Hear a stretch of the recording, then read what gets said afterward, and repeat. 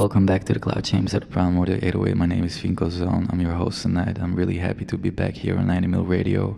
It's Thursday, the 21st of August, 2025. And you're listening to episode 14. If this is your first time tuning into the Cloud Chambers at the Primordial 808, welcome. In the meantime, you might have also figured out we mainly are a worldwide spaced-out abstract sci-fi community, bridging artists between continents, opening collective, artistic, and audio portals to step through. But once in a while, we want to zoom in. Pretty damn excited for this one, because this full episode is going to be focusing on the practice of a duo of two really incredible artists who are exploring a very inspiring body of work, at least in my opinion. I mean, let us dive deeper in Artist Showcase number 2 with two artists that I'll be interviewing, also a transdisciplinary duo who both work under the same name, Post-Organic Bauplan. Their work cuts across dance, speculative biology, prosthetics, robotics, performative art. Josefina Maro and Salvador Marino, originally from Argentina, are now based in Berlin. I saw their work for the first time in 24 in Leipzig, and it was also part of a larger festival.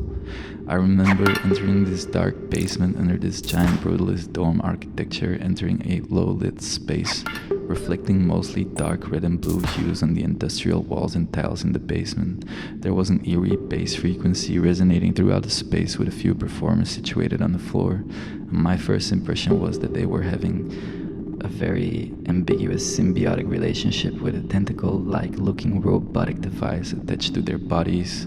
As the music evolved, the performative action opened a magical window into a different perspective. I could witness a poetic relationship and exploration with robotic body extensions mixed with an eclectic light setup and a hypnotizing sound design. I really felt compelled to reach out and ask them more about their art and decided to get them on the show, so I went to have a talk with them in their studio.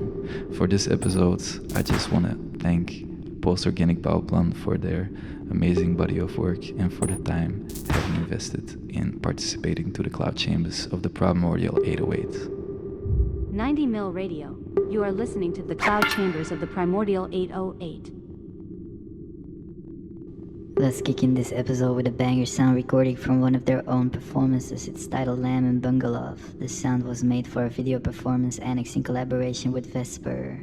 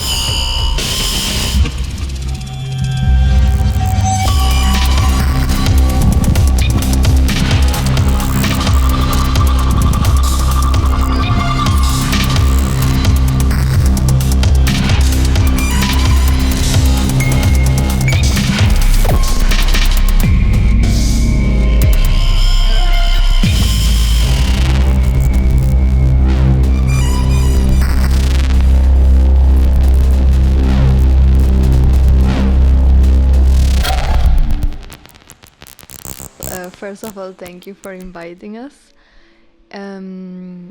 Yes, the name Post-Organic Bauplan, it's a combination of two different concepts. That our idea to combine these concepts is to make them clash between each other, because they are a bit like contradictory. So in one hand, we had the term post-organic, and this is coming from a philosophy that understands humans as not reductible to biological components. so that the term humans refers to a greater complexity involving political and social spheres. And on the other hand, we had the concept of Bauplan that comes from developmental biology and is a term to use to denote the body plan of a species and also like in the different organisms. And it's a term linked to an immanent philosophy that understands that the body plan of a species is imminent and unfolds like from the inside to the outside. So these are a bit, in a sense, like these both terms are contradictory to each other. Like in one hand, we had this Bauplan that comes from this very idealistic philosophy that believes in immanent structures of the body. And on the other hand, we have the concept of post-organic, which is questioning the limits of what organic means, what humans means, and how this is not longer explained only by nature or biology or science, but is also like a very complex network of social pressures, biopolitical pressures. So how did your journey of collaboration start? We met with Josefina in 2016 and we started a collaboration in 2017. We met in Argentina, we were both studying there. By then Josefina was participating in a self-organized dance company as a performer but also as a director. And I was doing my PhD in biology, working with plants, evolution and sexual selection, and also doing some art installation with a group that the name is Mod Collective. And we super fast when we met, we linked some concept together, and we were having the wish to start collaborating. Of course, it was challenging. We came from completely different spheres, but we were both doing performatic or installative actions. We found super fast that also we were linked by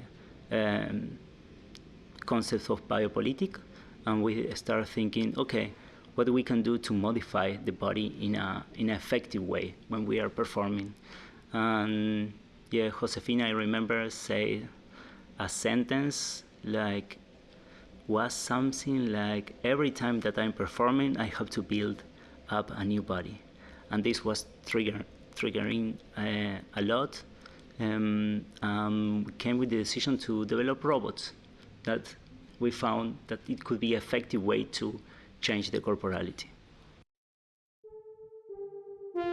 We are currently listening to Oliver Torr for the live performance Desbredar.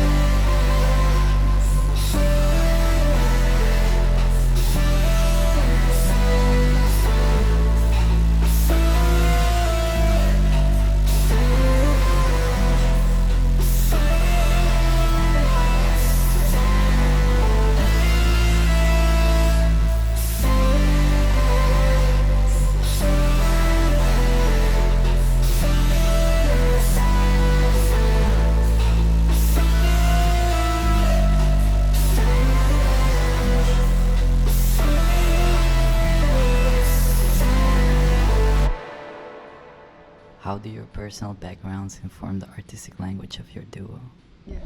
Yeah, in the beginning, when we started working together, I was working with Cecilia Prioto, who is a director from Córdoba, Argentina, and in this group that Salva mentioned, that is called Altibajos Constante Movimiento, we were experimenting with like collective ways of directing and performing and self-organized dynamics, and we collaborated with this director, and she brought up this question of, so which is the body that we will build for this new piece.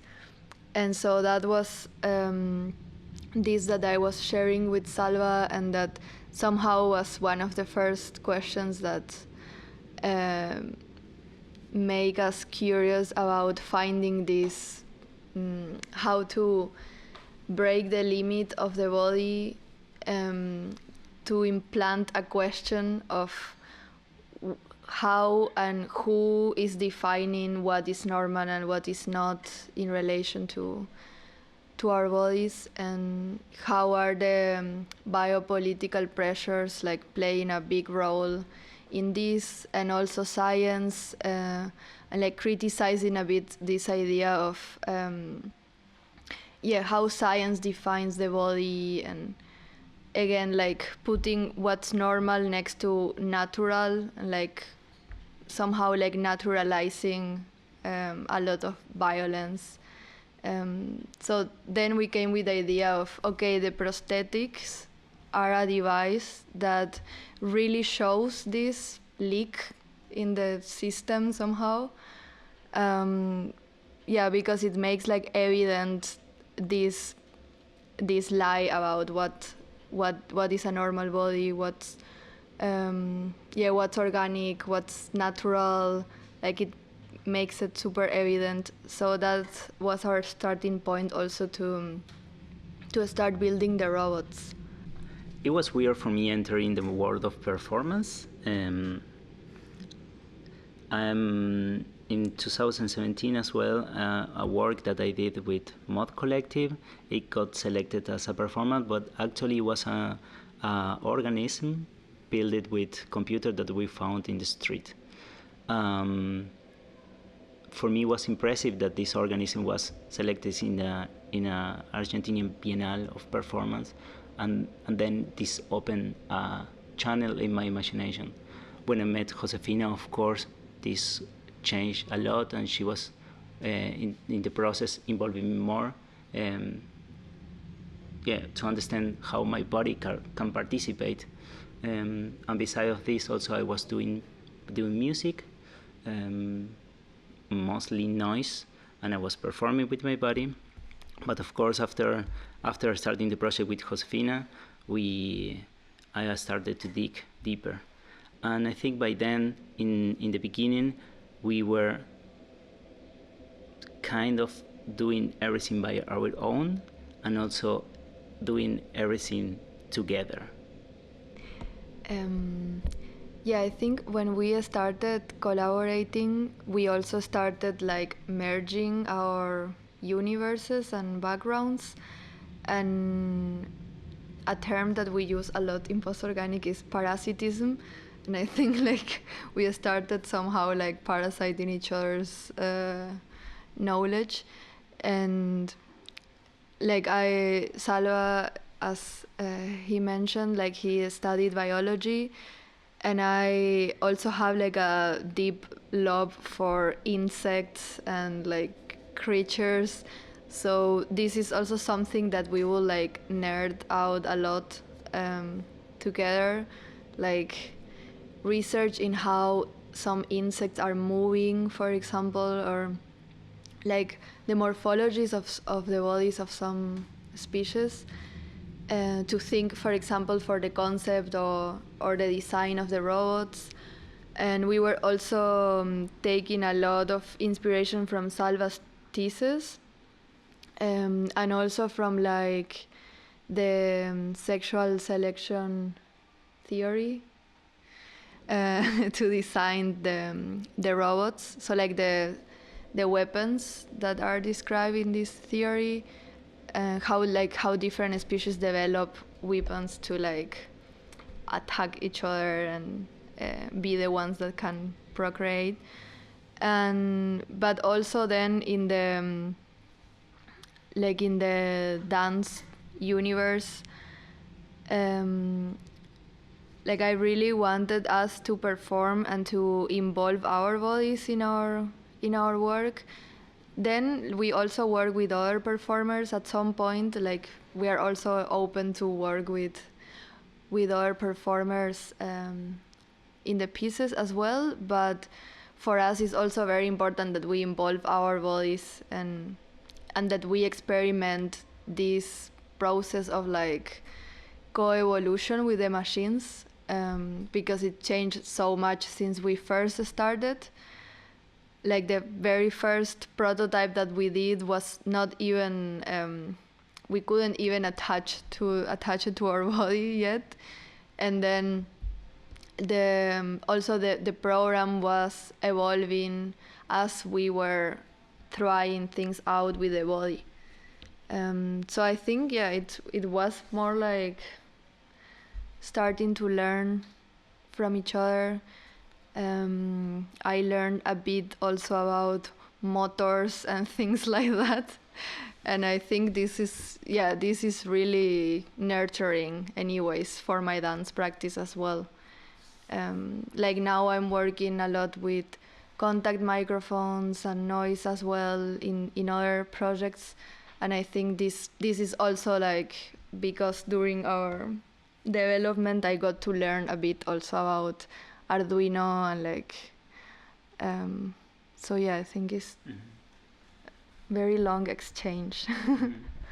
Yeah, I would just like to add that this kind of curiosity that we keep from the beginning is also breaking some hierarchy, no? That we of course, I'm not able to perform like Jose, but Jose was showing me in the process how to do it, and also I was learning how to program or how to design, and also now Jose slightly can do it, maybe in a small project, but it's like also it's really important for us that naturally we broke this idea of hierarchy, that we are naturally sharing the task together. Myan Bevel Kia for the live performance Autotomie der Gastgebekorper, Trilogy Autotomie Part 2.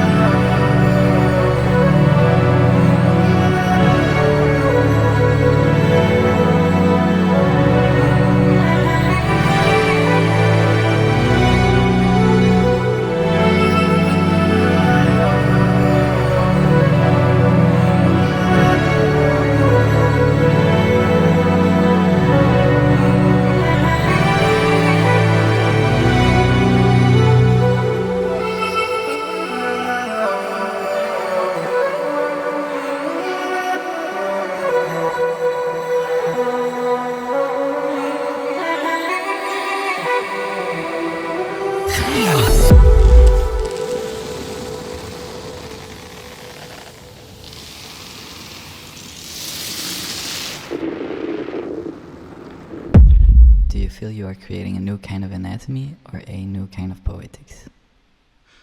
It's a very nice question.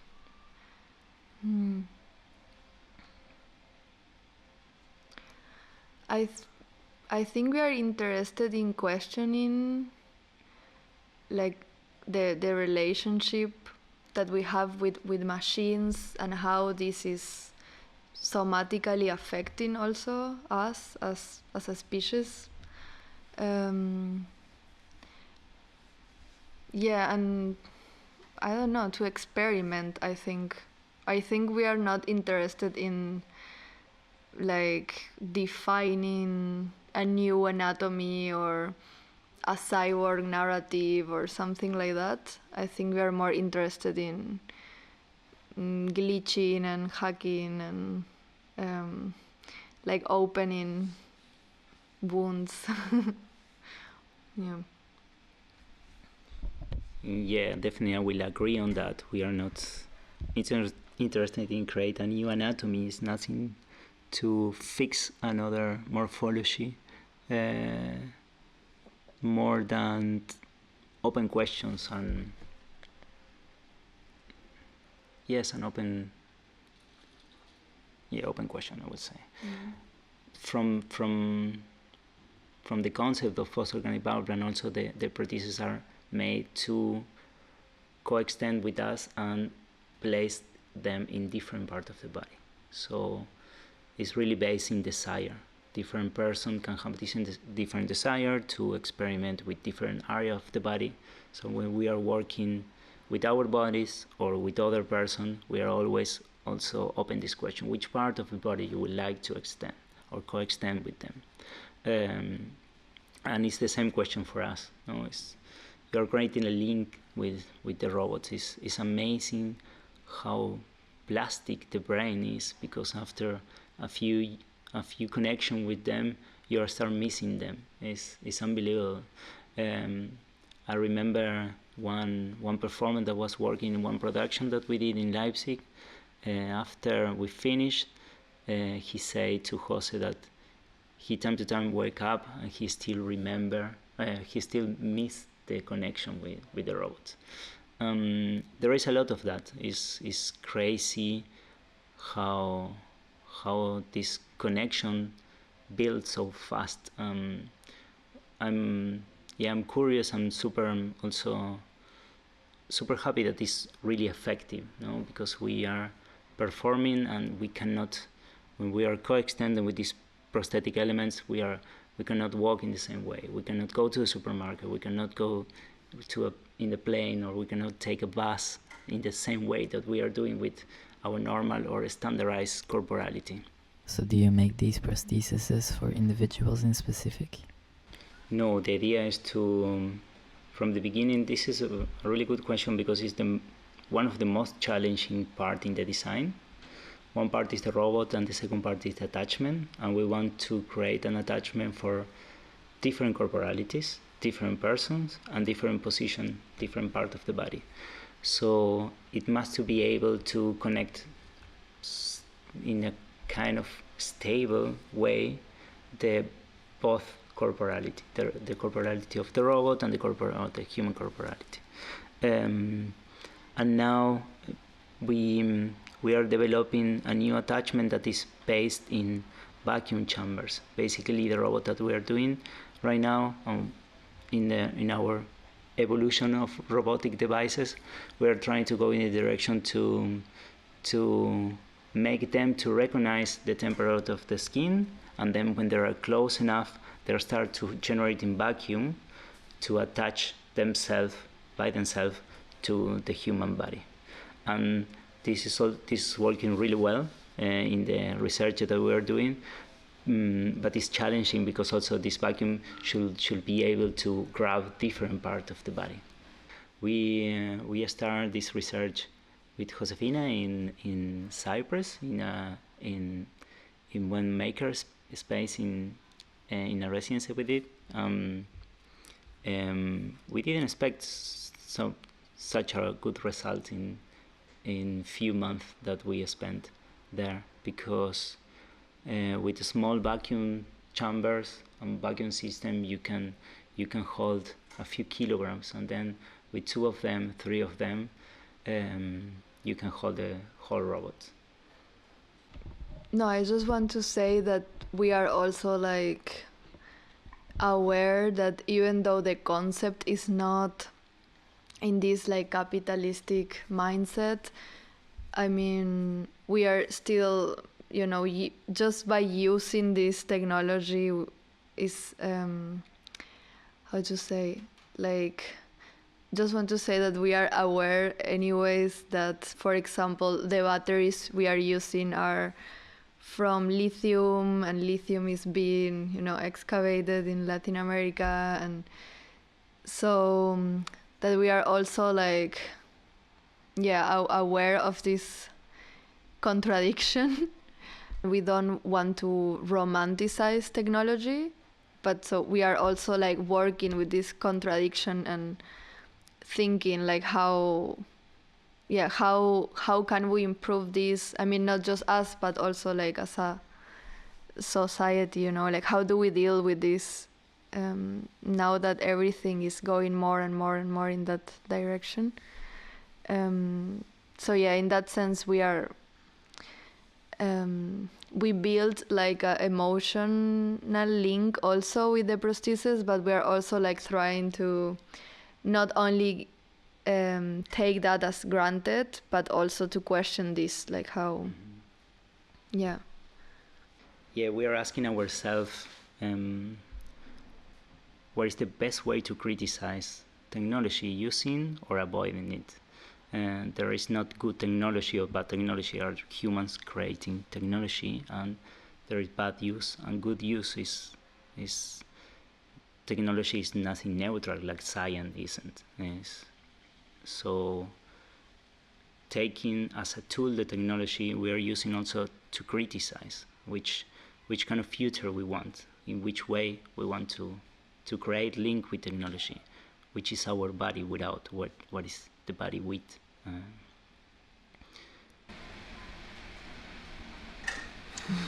Can you elaborate a little bit more on that future vision you are both shaping in your work? Because it does have like very, in my opinion, I don't know if futuristic is the right word to describe, but like it seems a little bit ahead of its time. If I look at like other performances, it seems like you are playing with a certain codes and materials that refer to a few steps ahead of like the most mundane materials that like other creators are working with. Like I see a certain direction also in the 3D printing and the aesthetics that you're presenting too. Thank you for the question. It's amazing. I think we have a lot to say. I can start with something maybe. And the first thing that came to my mind that there are a lot of construction about how our future as a humanity looks with technology. There are this apocalyptic way to perceive the future. Capitalism needs this also apocalyptic way to think. There is something important to me to say that our work is not going directly creating a post-apocalyptic scene. We are not trying to go in this direction. Because also we see or we understand that this idea of post-apocalyptic war is really used by capitalism, and we are trying to break this conception of body that the capitalism is bringing to us. There is a clear link in this aesthetic of capitalism and the need of technology in the humanity. 90 mil radio. I don't know if we are thinking of like what future we want to build or something like that, but we do think about like what is the vibe that we want to build in our performances, and we do not want to have this like this apocalyptic or dystopic or even utopic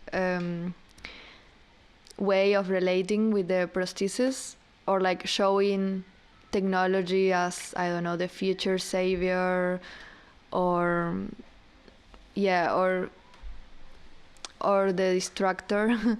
So I think we try to create an atmosphere that somehow shows this tension, but in a tender way, or like that somehow is very, I don't think it's futuristic. I think it's very like about these current times, and like how are we now relating to machines, for example, and what are the affectations that they create in our bodies, and these contradictions that we were naming before, like how to deal with that. And I think that is somehow what we want to portray. I don't know. For us, it's really important to build an organic connection with the robots. So how they are programmed, the behavior that they have a fluid movement, and they also organically shape the behavior of our body. And it's something that we are really interested to keep, to have robots that are fluidly moving with the body. The proximity, I would say, that is keeping alive this DIY background that we have, because for us it's important to keep it simple, aesthetically a little bit raw, to also bring the attention that also you can do it. There's nothing to put it super far away. Of course, it's really based in privilege, and not all the people has a 3D printer, but it's some technology that is getting more and more accessible. So we like to keep it in this way. It's something that if you dig a little bit in 1-2 tutorial, you can find how to do it. How do you conceive of the prosthesis? Is it a tool, an extension, or a collaborator? Well, like in our fantasy, they are like another species, and we parasite each other, and that's a bit like the narrative line.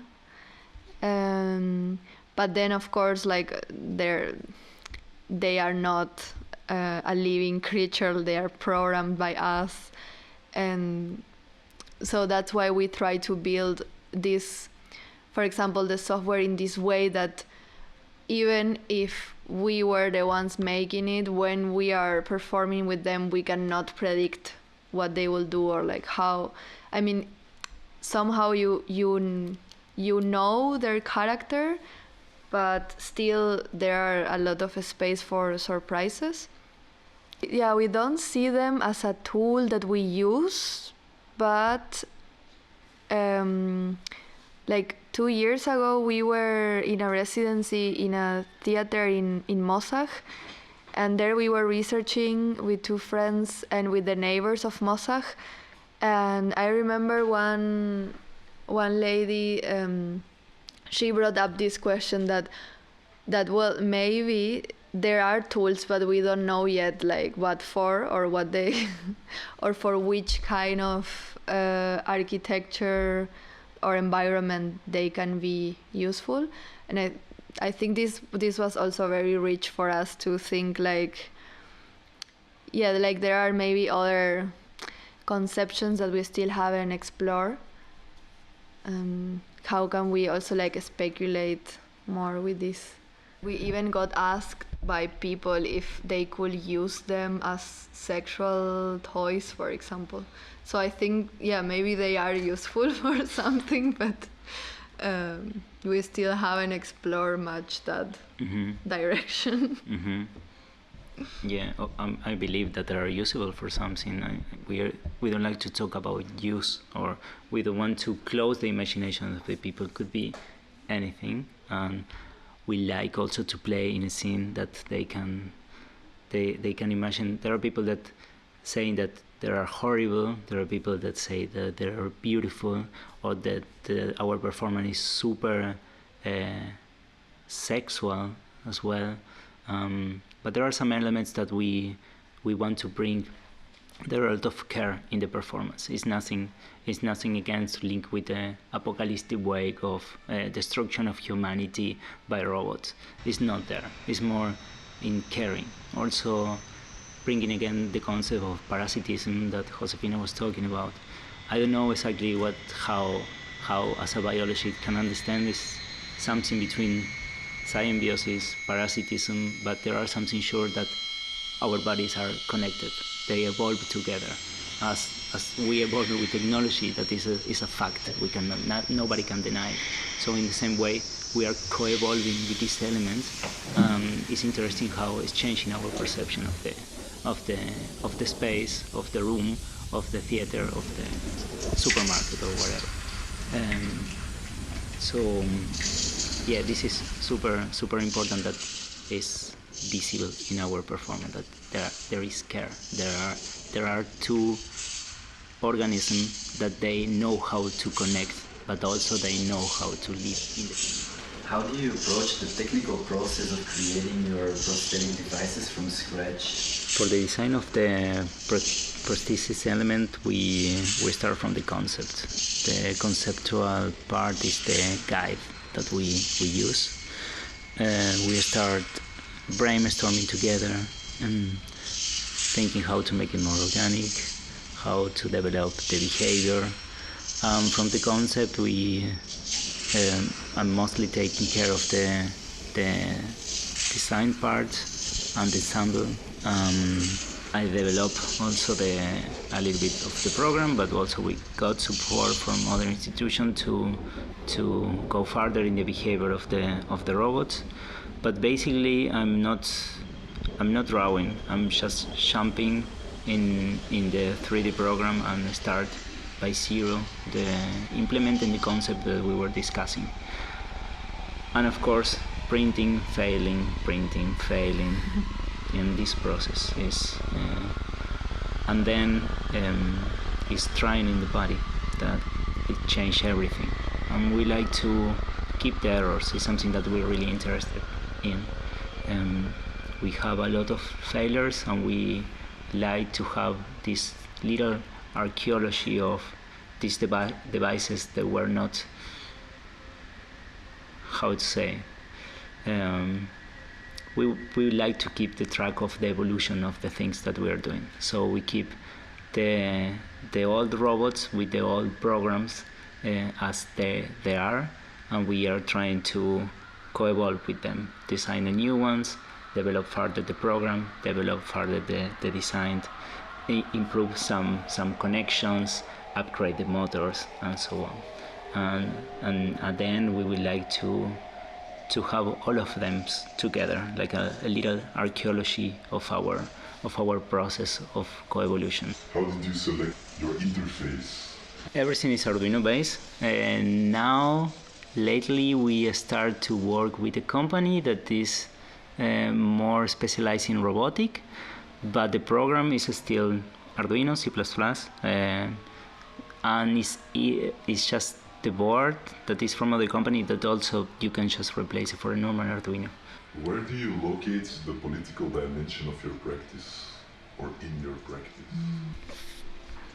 For me, it's crucial. It's one of the biggest part of our conceptual guides. Is this sphere that is touching or trying to make a sharp cut between nature, human, technology, and there is there exactly when we are finding the glitch, and we are trying to connect dots that are disconnected or over-connected, and I think it's the main point of our discussion, biopolitic, or how we understand bodies or how we distribute bodies. How do you conclude on decisions aesthetically, technically, theoretically, but also how do you deal with disagreements as a collaboration? I can leave it in the room. You can start. I don't know how we deal. Well, I think that I don't know. It's okay that I share this, but like so we migrated together from Argentina to Germany, and we used to live together and create the robots in our house. And I think that, I don't know, somehow this way of like living together, working together, doing everything together,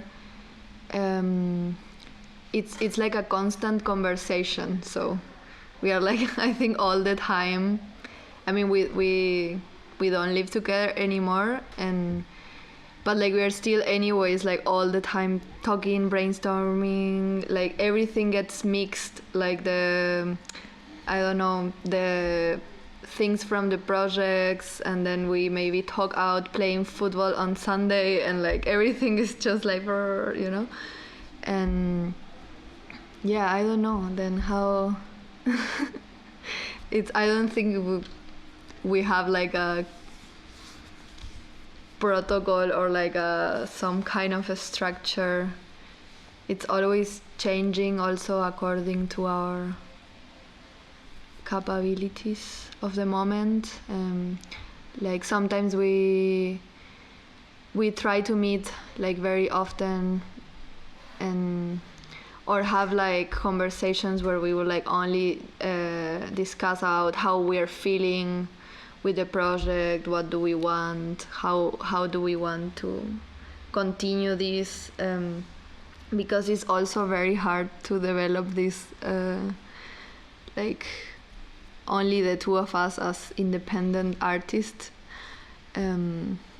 So yeah, I don't know. In my experience, in the experience working with other groups, we have a really good connection, and we have something that is valuable, that we believe in the thing that we are doing. We believe that it's important to do this, and we have to say we started this in 2017, and now we feel that we are landing also in a community, a wide community that is working in concepts similar, but we think that there is a value to say what we are saying, to work in the stuff that we are working. This we don't have to discuss, it's clear for us, and we think that we are doing something, and the communication between us is is exponential. No, we meet, we have similar background or similar readings or similar desire, fetish, and so on. But also we are completely independent person. But when we meet, it's a nice. It's a nice connection. It's super empowering. More a question about imagination. What would your dream performance look like if you would have no limitations whatsoever? What would you be curious on exploring?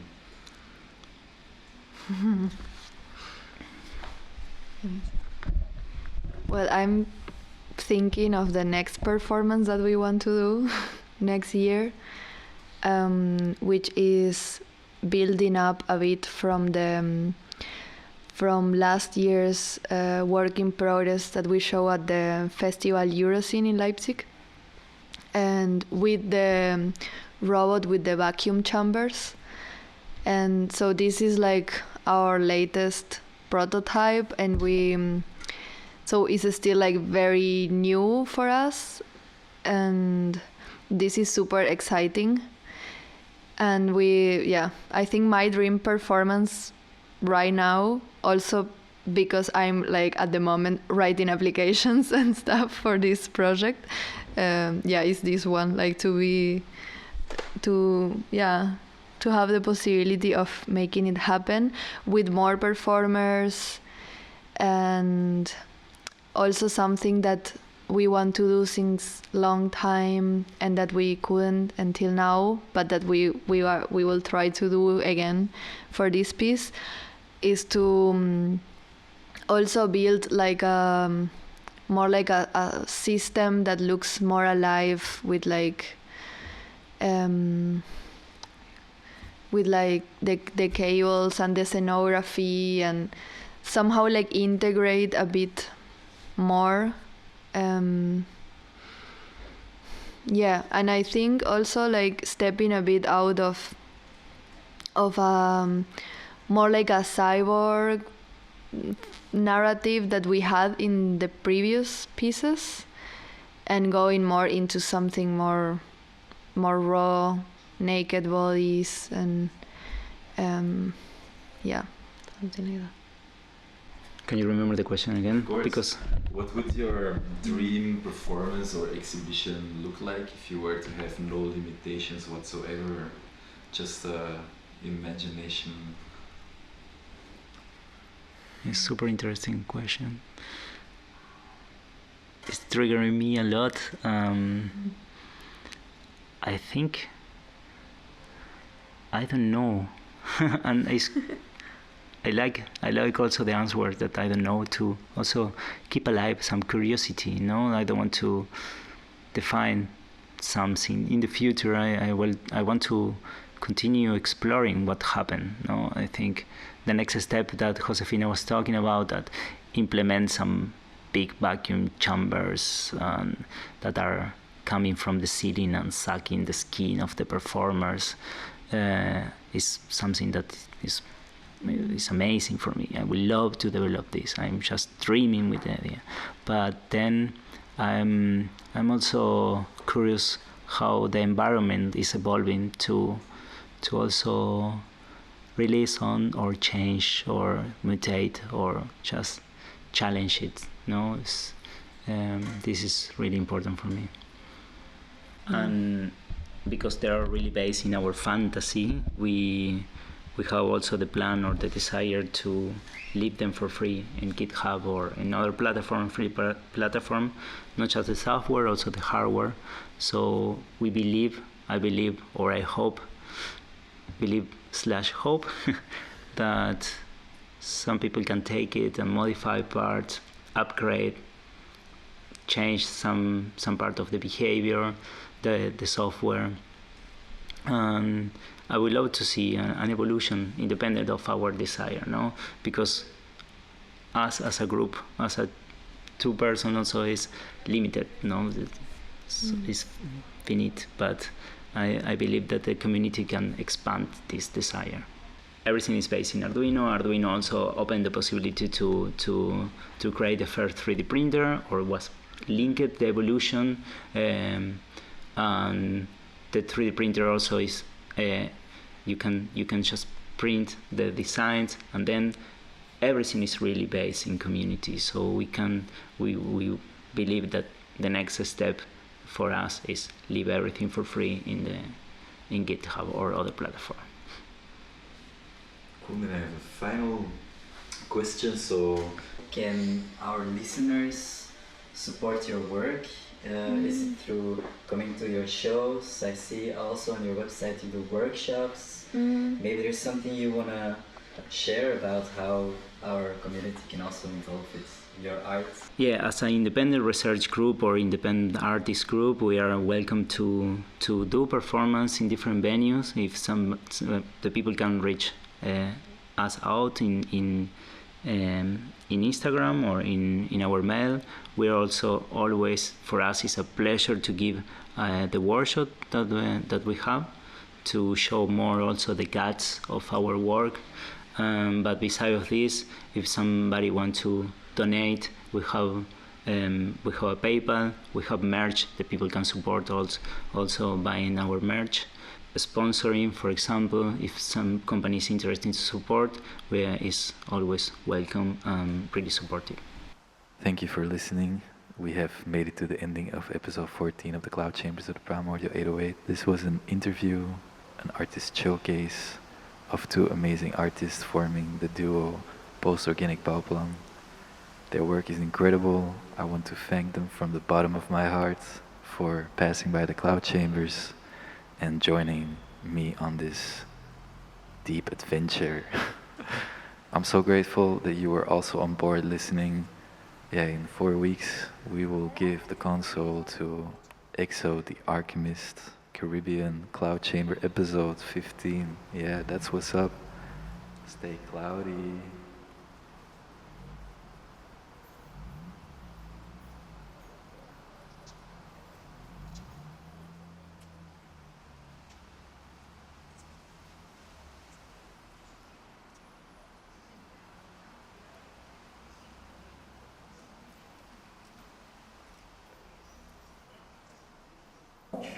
And this is my message to artists and to anybody else who cares to notice. Culture is a plot against the expansion of consciousness. And this plot prosecutes its goals through a limiting of language. Language is the battleground over which the fight will take place, because what we cannot say, we cannot communicate. And by say, I mean dance, paint, sing, meme.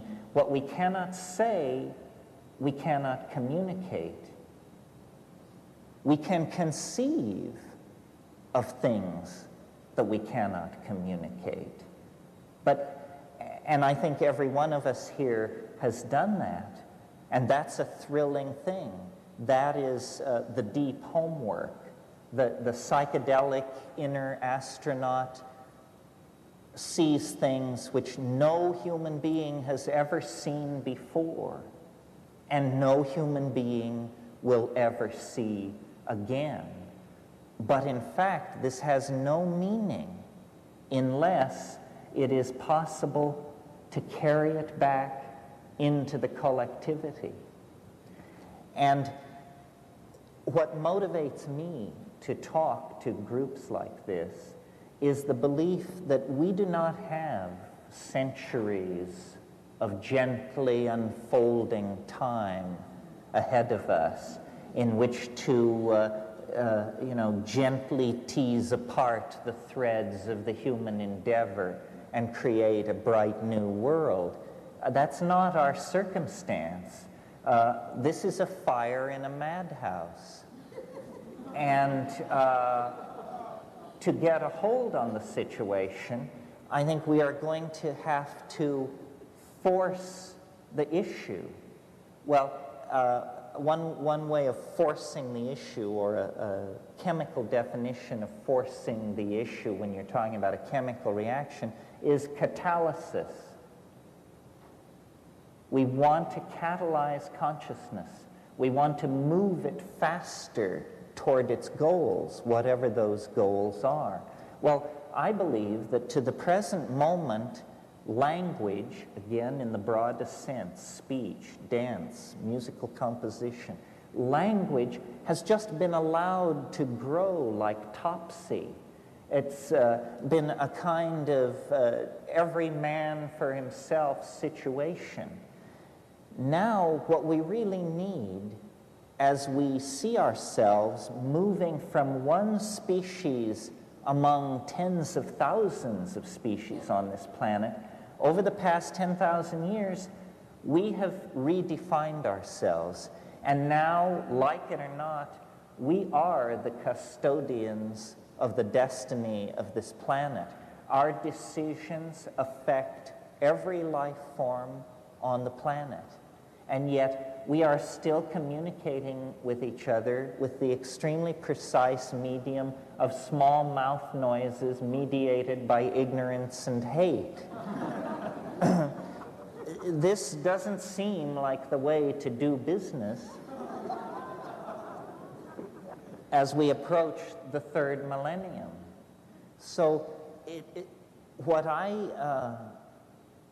I'm hopeful for, and what I actually see happening, I mean, I think that we're on the right track. The birth of a new kind of humanity is going to take place, but there are still a lot of decisions to be made.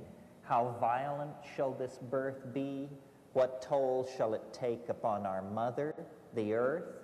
What shape shall the baby be in when it finally is delivered?